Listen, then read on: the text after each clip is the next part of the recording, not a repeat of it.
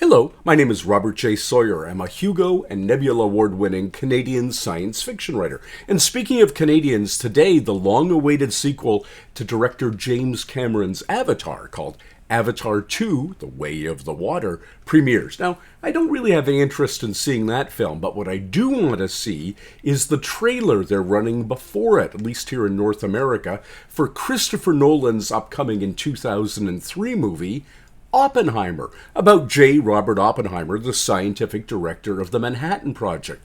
The character of Oppenheimer and that milieu of the invention of the world's first atomic bomb is something that absolutely fascinates me. In fact, I spent 2 years researching my own novel about Oppenheimer, the Manhattan Project, and the moral ramifications that came out of that. My book, which is a hard SF alternate history novel, is called The Oppenheimer Alternative. That's the American cover there, and this is the international cover.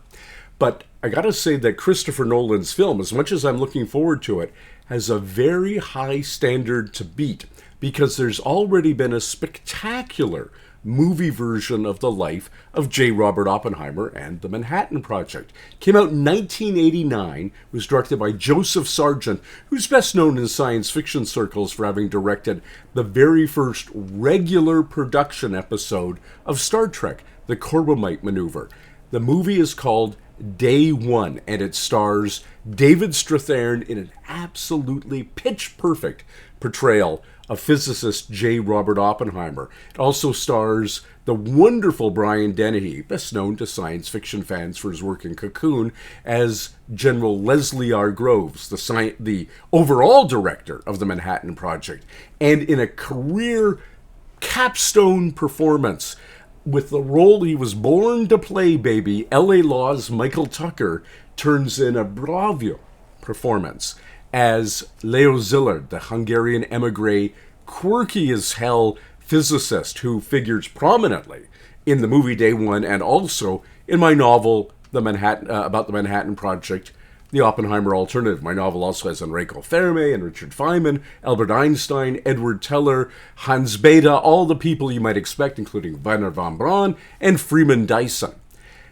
The movie Day One was based on a wonderful nonfiction book called Day One, Before Hiroshima and After by Peter Wyden.